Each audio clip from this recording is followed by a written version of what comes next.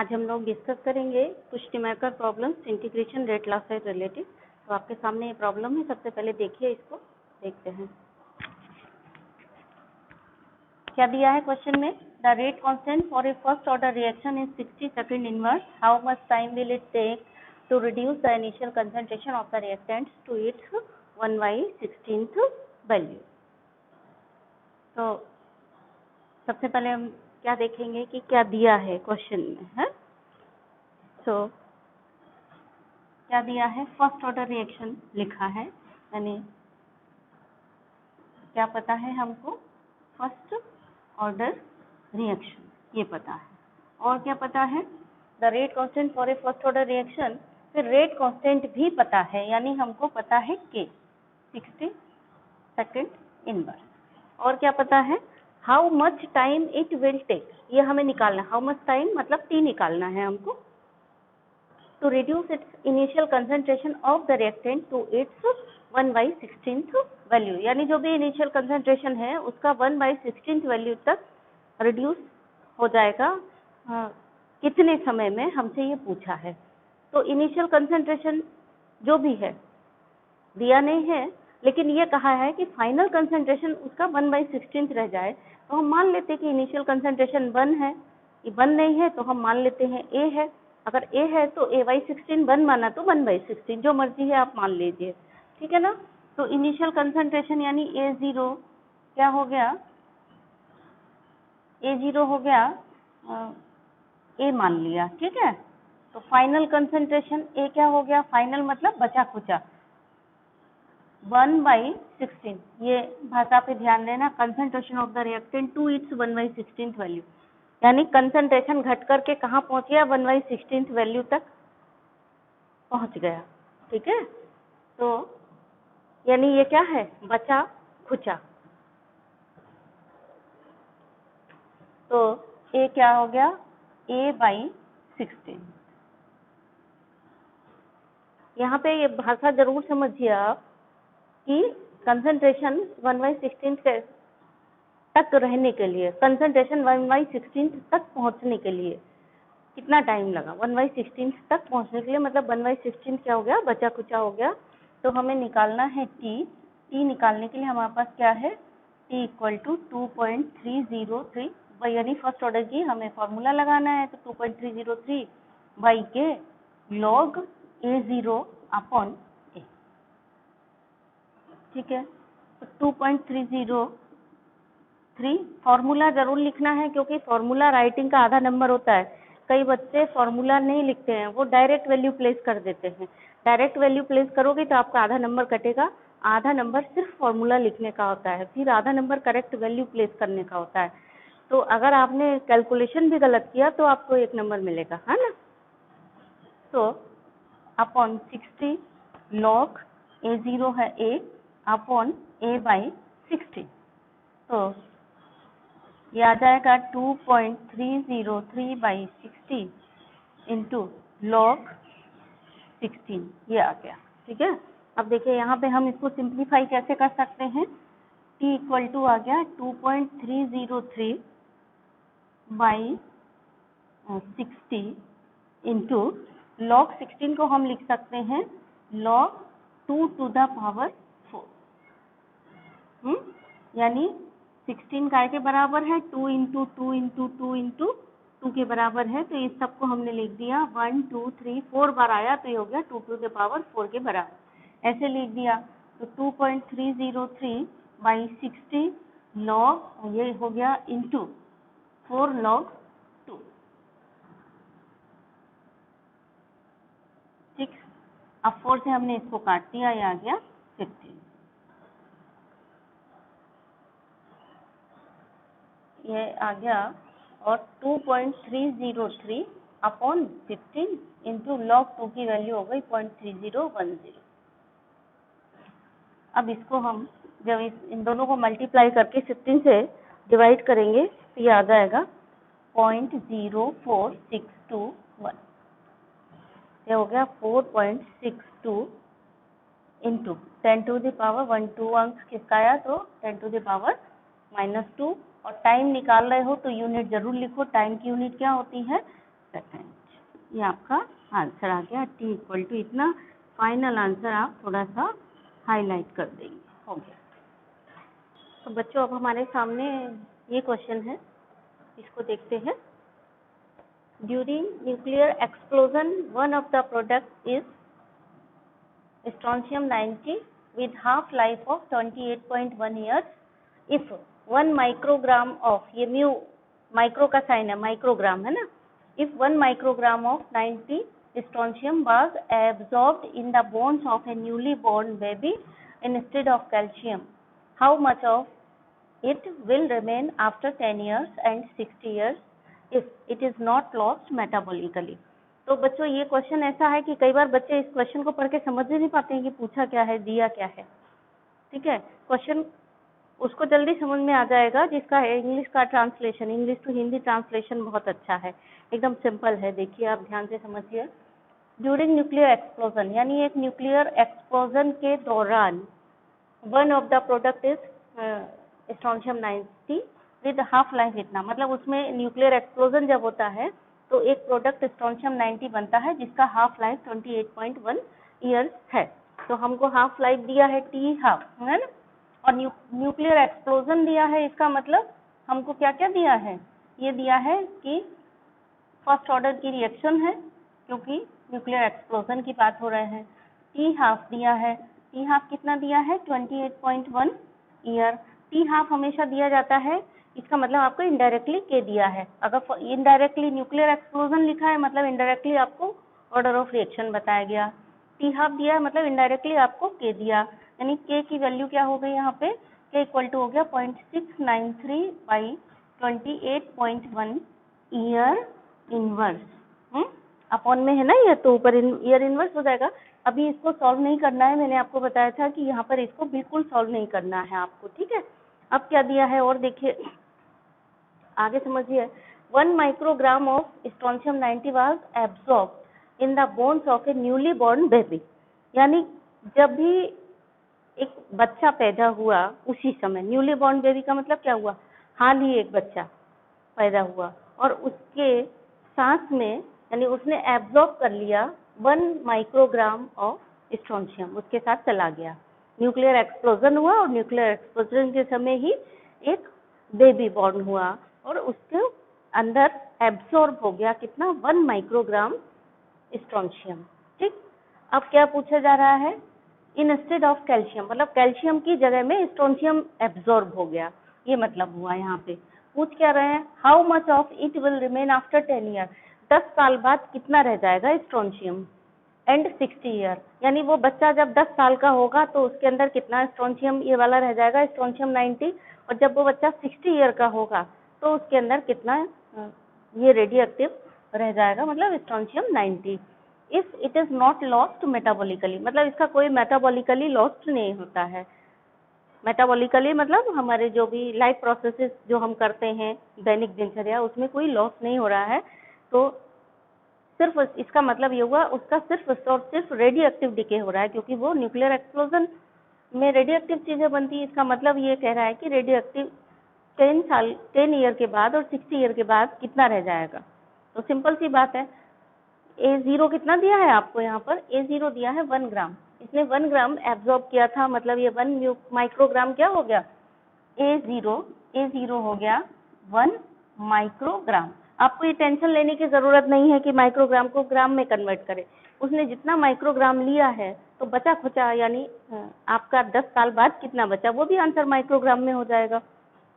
कई बार इसको बच्चे ग्राम में कन्वर्ट करते हैं, बहुत ज्यादा दिमाग लगा देते हैं, फालतू का रायता फैला लेते हैं, वो आपको ध्यान देना है थोड़ा, है ना।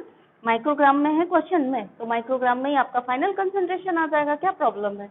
और पूछा क्या है, it will remain after 10 year and 60 year, तो ए यानी फाइनल कंसंट्रेशन आप पूछा गया है, आफ्टर ब्रैकेट में लिख दो आफ्टर 10 ईयर्स। और क्या पूछा गया है, और पूछा गया है फाइनल कंसंट्रेशन, यानी बचा खुचा कंसंट्रेशन आफ्टर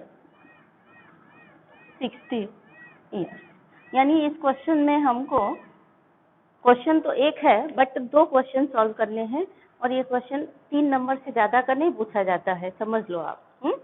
तो सबसे पहले हम देखते हैं after 10 year, concentration after 10 year कितना रह गया। तो इतनी सारी चीजें दी गई हैं, इसके लिए हम फॉर्मूला लगा सकते हैं, कौन सा, T इक्वल टू 2.303 बाई के लॉग A0 अपॉन A। ठीक है, T कितना है, 10 ईयर है, ये 2.303 है, K की वैल्यू 0.693 इंटू 28.1, ये अपॉन में रखोगे ना के, तो पलट के 28.1 ऊपर चला गया। लॉग A0 कितना है 1 अपॉन A आपको निकालना है। ठीक है, तो 10 इक्वल टू, इसकी मैंने आपको बताई थी रेडीमेड वैल्यू, इसी में छुपी हुई है, कोई कैलकुलेशन करने की आपको जरूरत नहीं है। क्या मिला आपको, 3323 और एक पॉइंट के बाद दशमलव लगाना है, पॉइंट रख देना है, तो ये आ गया इंटू 28.1। और अभी ये हमको चूंकि ये A निकालना है तो इसको ब्रैकेट में यहाँ से बंद करते हैं, लॉग 1 अपॉन A। ठीक है, या हम लिख सकते हैं इसको लॉग, चलिए 1 अपॉन A लिख देते हैं हम, है। देन अब क्या करें, हम ये दोनों टर्म इधर ले आते हैं, तो 10 इक्वल टू हो गया 3.323, सॉरी 10 डिवाइडेड बाई 3.323 इंटू 28.1, ये equal to log 1 minus log A।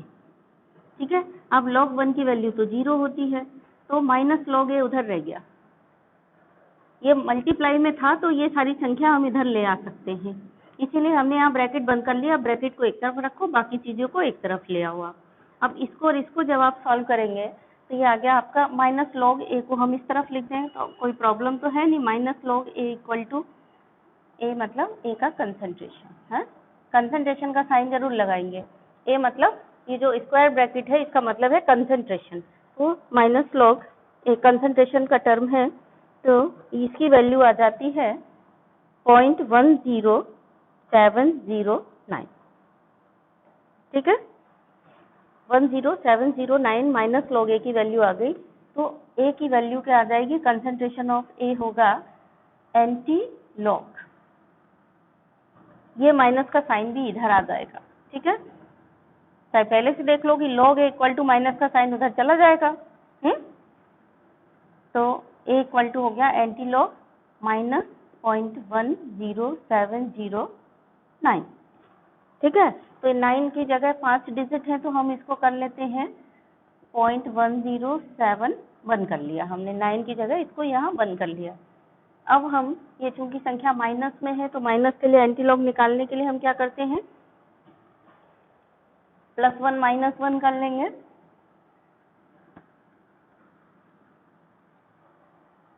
तो ये हो गया A का कंसंट्रेशन इक्वल टू, यहीं से सीधे करते जाएंगे, 0.1071 माइनस +1 -1, ये प्लस का 1 में से ये घटाएंगे और 1 माइनस को इधर रखेंगे, तो ये हो गया 1 के सिर पर तो बार हो गया। ठीक है, और इस +1 में से इसको घटाएंगे, ये जो माइनस का 1 है वो ये आ गया 1 बार पॉइंट, ये प्लस के 1 में से हम इसको घटाएंगे, तो जब प्लस के 1 में से घटाएंगे तो आ जाएगा 8929। ठीक है, अब हम क्या करेंगे, A इक्वल टू, अब एंटी लॉग ले रहे थे ना हम, ये देखो एंटी लॉग लिखा हुआ है, तो एंटी लॉग टेबल देखेंगे, 0.89 के सामने 2 पे वैल्यू देखेंगे, 2 के नीचे वैल्यू देखेंगे, 0.89 के सामने एंटी लॉग टेबल उठा करके, तो एंटी लॉग टेबल उठा लीजिए, 0.89 के सामने वैल्यू देखिए, तो 0.89 के सामने आपको वैल्यू मिलेगी 7798। ठीक है, और मीन डिफरेंस है उसका 16, यानी 9 के नीचे जो वैल्यू है, 2 के नीचे तो ये वैल्यू मिलेगी आपको, और 9 के नीचे यानी 4th अंक के नीचे मीन डिफरेंस देखते हैं तो मीन डिफरेंस आपको मिलेगा 18। ये हमारा रफ वर्क है, यहाँ नहीं करके हम उसको अलग कर लेंगे, है ना। 7798 और 16 ऐसे जोड़ लिया, तो आ गया अपना 7814। तो इसको यहाँ लिख दिया जोड़ करके 7814 और जब भी एंटी लॉग टेबल देखते हैं तो हमेशा एक अंक के बाद पॉइंट लगाते हैं, और ये वाली संख्या कहाँ चली गई, 10 टू द पावर -1, 0.7814। आप खुद ही चेक कर लीजिए, क्योंकि एक से कम आई है संख्या, इसका मतलब आपका सही है, क्योंकि शुरुआत इनिशियल कंसंट्रेशन 1 था, यानी 10 साल बाद वो कम ही रहेगा, कम रहेगा, मतलब आपका आंसर 1 से कम आना चाहिए। अगर 1 से ज्यादा आ रहा है तो चेक कर लीजिए, कई बार पॉइंट की मिस्टेक होती है तो बच्चे यहाँ 7.8 निकाल लेते हैं। अगर आपका ऐसा कहीं कुछ आ रहा है कैलकुलेशन में तो आप देख लीजिए कहीं कुछ गड़बड़ी है, क्योंकि इनिशियल कंसंट्रेशन तो 1 था, तो फाइनल कंसंट्रेशन 1 से कम होना चाहिए। ठीक है, अब हम देखते हैं कंसंट्रेशन आफ्टर, यानी फाइनल कंसंट्रेशन, यानी कि बचा खुचा कंसंट्रेशन आफ्टर 60 ईयर।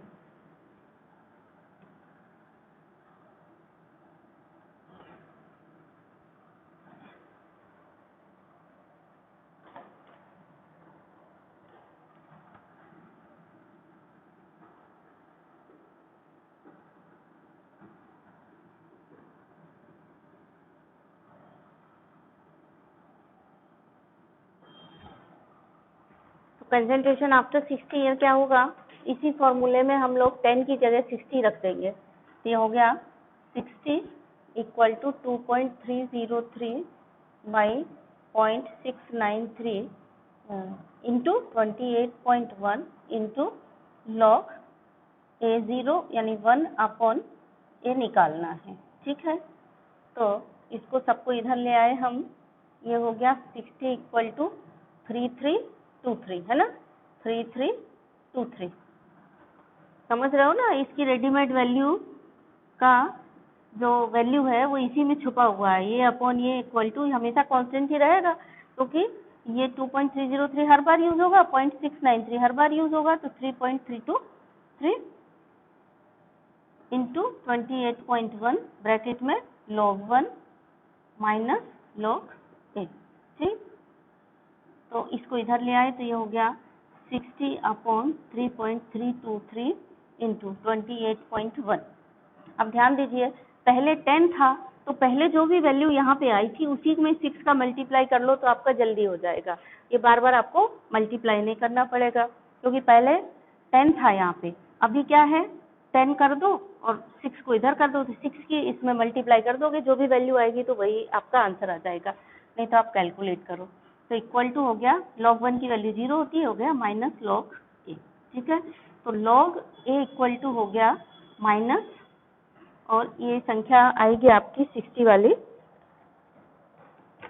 यानी 60 अपॉन ये आ जाएगा 0.6425, 0.6425 ये आ गया, 256 आएगा, 0.64256 आया, तो हमने इसमें से ले लिया माइनस 0.64256 को ले लिया, 25 को जगह हमने इसको 6426 कर लिया, ये वाला 6 हटा दिया, 5th हटा दिया, क्योंकि हमें 4 अंक तक ही काम है इसलिए। अब हम क्या करेंगे, log A तो है, अब A इक्वल टू क्या आ गया, एंटी लॉग माइनस 0.6426, तो इसको करेंगे तो 0.6426 प्लस 1 माइनस 1 करेंगे, क्योंकि हमारी संख्या माइनस में है, इसलिए ये संख्या माइनस में है तो प्लस 1 माइनस 1 करके एंटी लॉग लेंगे, तो ये हो गया हमारा क्या, प्लस के 1 में से इसको घटाएंगे, और ये जो बार है ये हो गया 1 बार, पॉइंट प्लस के 1 में से जब ये जाएगा तो ये बचेगा 0.3574, ये आ गया। ठीक है, अब जब आप एंटी लॉग टेबल से देखोगे 35 के सामने, तो 35 के सामने 7 के नीचे आपको वैल्यू दिखेगी, कितने, 35 के सामने 7 के नीचे देखना है वैल्यू, और उस 2275 दिखेगी, 2275, और फिर इसका मेन डिफरेंस देखेंगे 4 के नीचे, तो 4 के नीचे इसका मेन डिफरेंस दिखेगा 2, तो इसको जोड़ देंगे तो ये हो जाएगा अपना 2277, है ना, तो आ गया 2277, पॉइंट एक अंक के जस्ट बाद लगा देंगे, और ये बार वाला है जो ये सिस्टम, ये कर देंगे हम 10 टू द पावर -1, तो हमारा फाइनल आंसर कितना आ गया, 0.227, 7 माइक्रोग्राम। ठीक है, पहले वाला आंसर भी माइक्रोग्राम में आएगा और ये वाला भी आंसर माइक्रोग्राम में आएगा। बच्चों अब हम ये क्वेश्चन सॉल्व करते हैं। देखिए इसमें क्या दिया है, बहुत अच्छा क्वेश्चन है, इंटीग्रेशन इक्वेशन से ही है।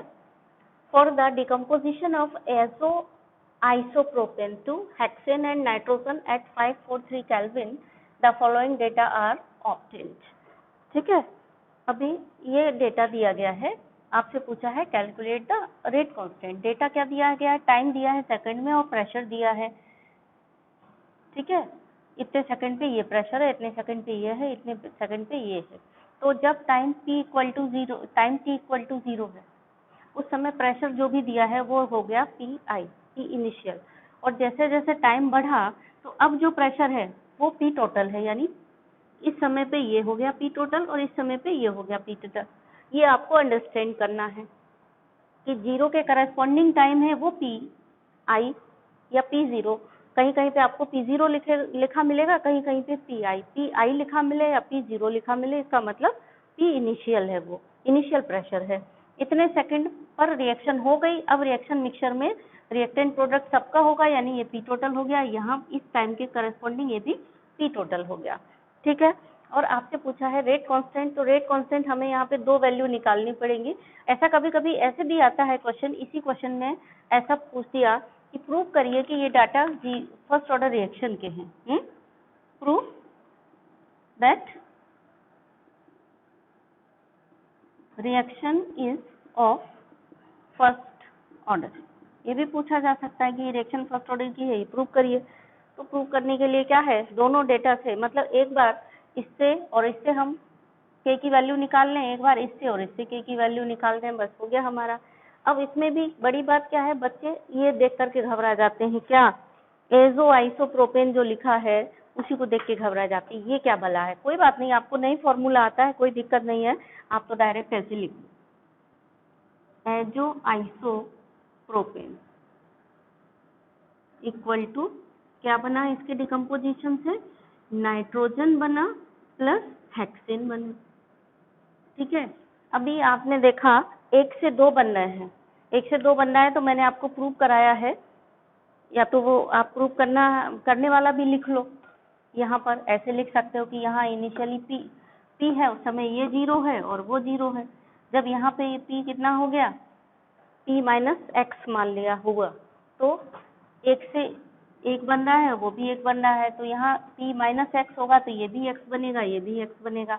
सबका टोटल कर लोगे तो PI की वैल्यू निकल आएगी और P टोटल यानी बचा खुचा प्रेशर की वैल्यू निकल आएगी PI और P टोटल से। और नहीं तो आप सीधे सीधे डायरेक्ट ये प्रूव करने की भी ज़रूरत नहीं है, यहाँ पे आप डायरेक्ट सीधा सीधा रख सकते हो। अगर आपको ध्यान है तो आप फटाफट कर लीजिए उसको।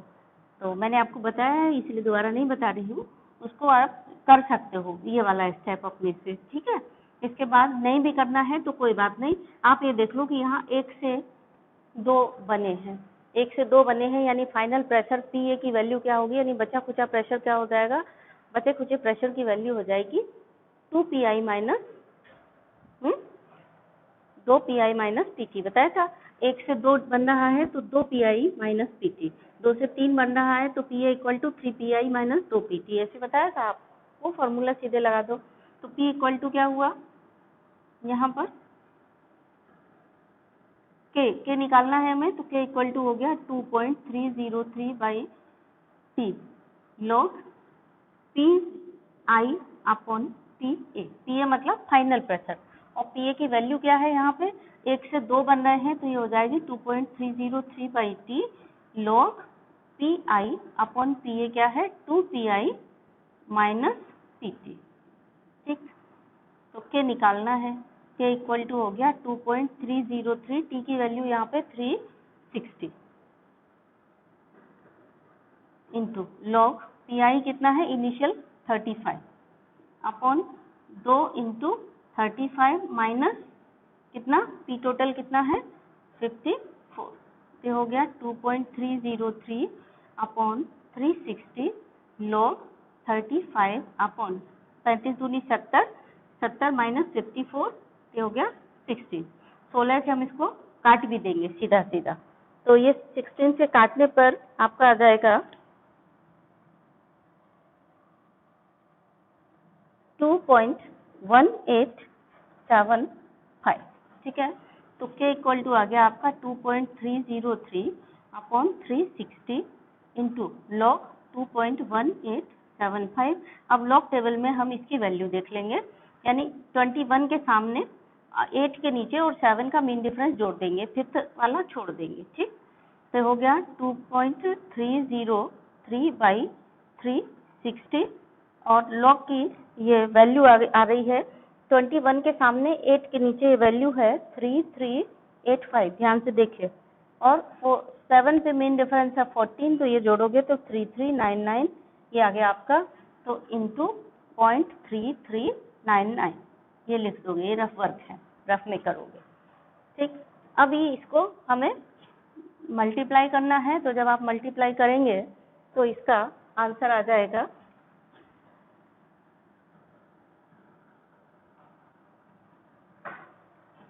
इनको मल्टीप्लाई करेंगे तो ये आंसर आ जाएगा के है ना, के इक्वल टू आ जाएगा 0.00217, that is 2.17 into 10 to the power -3, ठीक। अब फिर से के निकालेंगे दूसरे एक्सपेरिमेंट से, तो अगेन के आपका हेडिंग हो गया कैलकुलेशन ऑफ के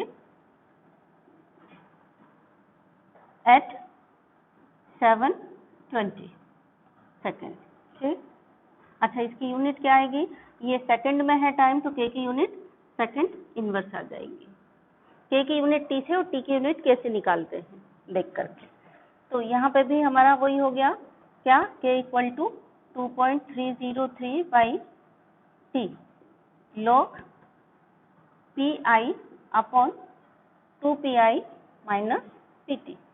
तो 2.303 और टी की वैल्यू आ गई 720 लॉग पी आई कितना है 35 अपॉन 2 इंटू 35 माइनस 63, तो ये आ गया 303 यानी 2.303 divided by 720 log 35 upon 70 minus 63, तो ये आ गया 2.303 बाई 720 लॉग, ये यहाँ पे आएगा आपका 7 और 7 में 5 से मल्टीप्लाई करोगे, ये सॉरी ये आ गया 37/7, 7 5 जा 35, तो ये आ गया आपके पास।